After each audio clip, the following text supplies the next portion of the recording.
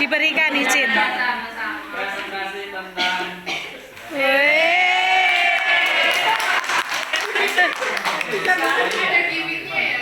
nilai pembelajaran asesmen dari kasus 7, yaitu dari kasusnya Cicil.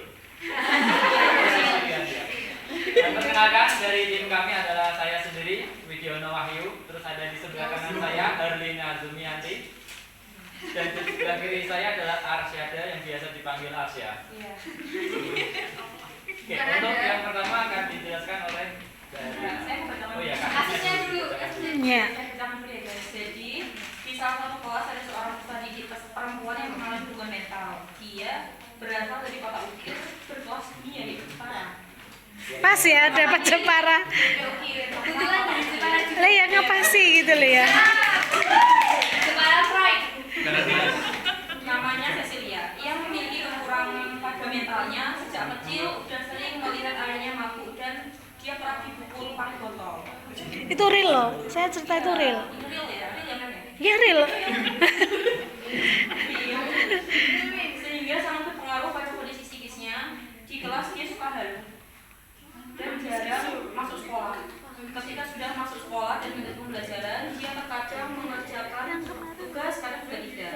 Dengan demikian hasil belajarnya pasti berbeda dengan teman lainnya yang ada di kelas. Sementara di sisi lain ada seorang peserta didik yang sangat cerdas. Dia mampu menerima pembelajaran dengan sangat cepat dan selalu tunjuk tangan. Dan beberapa temannya mempunyai kemampuan yang sedang dan di atas rata-rata.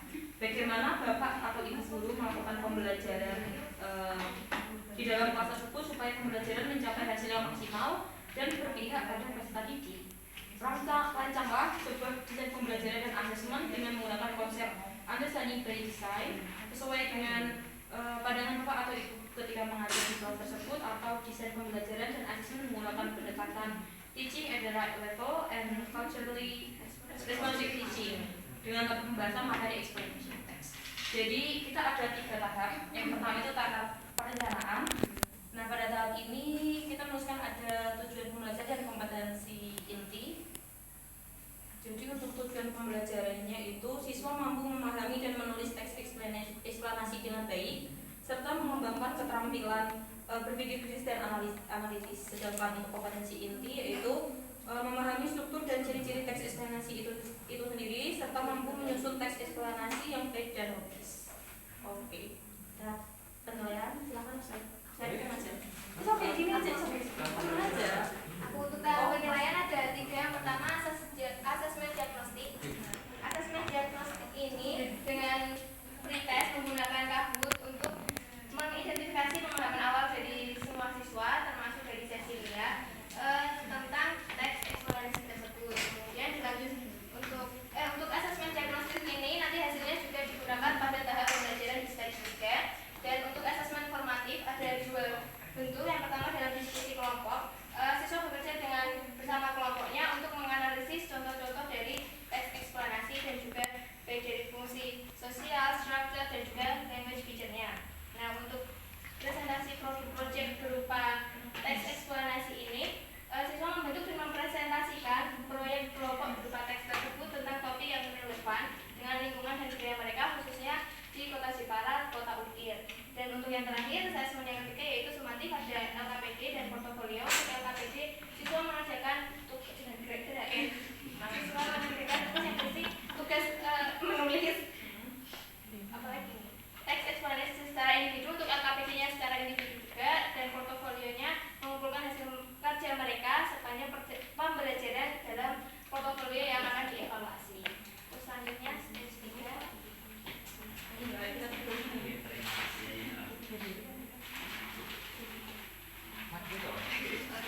Nah, selanjutnya adalah tahap pembelajaran. Di sini kita ada pendekatan berdiferensiasi, yaitu yang pertama kita buat kelompok belajar dulu, karena memang ketika ada cases seperti si Ucil ini tadi, sesi tadi, jika dia diberikan kelompok yang tidak support dengan dia, yang ada dia akan semakin tertekan dan PTSD-nya akan muncul, post traumatic stress disorder.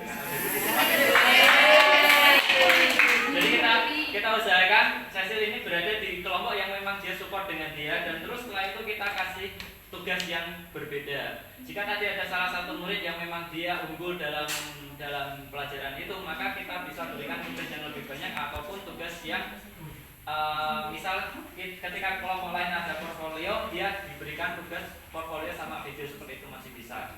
Nah, terus juga untuk pendekatan culturally responsive teaching, di sini kita tidak jauh-jauh beda dengan explanation text-nya dikaitkan dengan yang ada di Jepara, yaitu adalah kota UGS sendiri. Dan dalam hal tersebut saya pribadi pasti yakin setidaknya pasti tahu apa yang ada di situ, keunggulan apa yang ada di kota itu, dan juga Cecil sendiri meskipun dia masih kurang dan dia masih halus, tapi karena dia hidup di lingkungan tersebut pasti dia paham dengan kondisi di kotanya sendiri.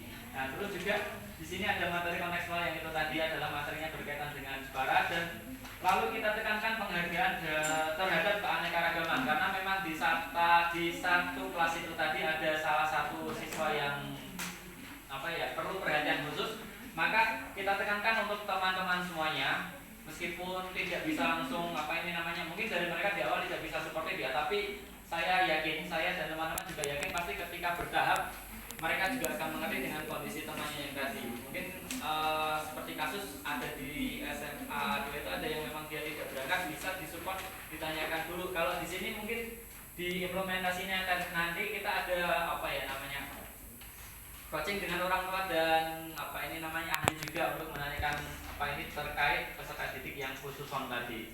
Terus, nah untuk pendekatan teaching and pendekatan ke sampai mana tadi ya?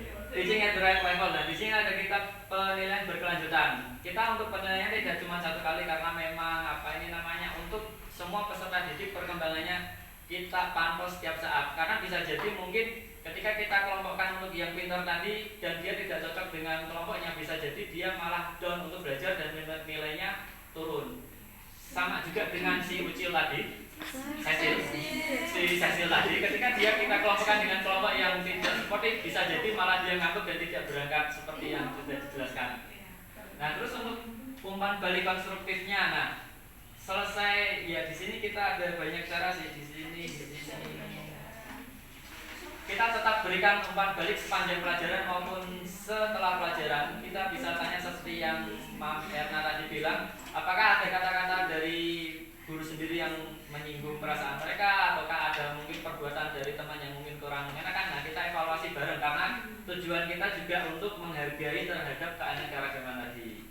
Terus yang paling bawah itu ada implementasi dan evaluasi. Implementasi di sini yang itu adalah tetap ciptakan lingkungan belajar yang inklusif. Kita semuanya ingin semua bisa belajar dan kita bisa semuanya tercover. Terus juga kolaborasi, kalau di sini memang tidak mungkin dengan orang tua ya, karena orang tuanya tadi ada kelainan khusus, maka kita bisa coba konsultasi mungkin dengan guru konseling dan juga ahli yang bisa menangani PTSD-nya tadi.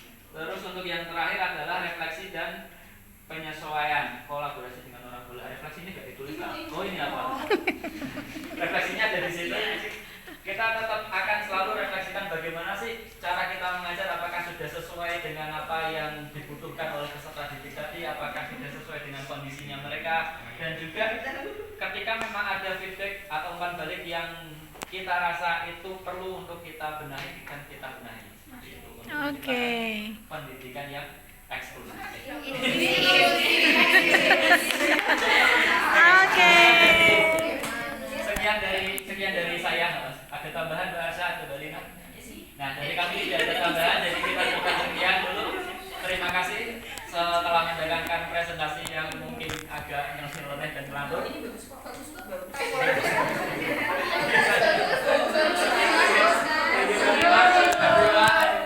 Ya, saya cukupkan. Assalamualaikum warahmatullahi wabarakatuh. Waalaikumsalam. Ada yang bertanya? Biayanya perlu. Ya. Ada.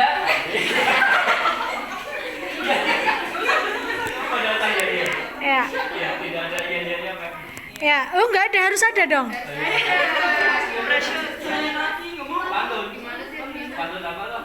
Ya apa salah? Pergi ke Temanggung, makannya wonton. Cakep.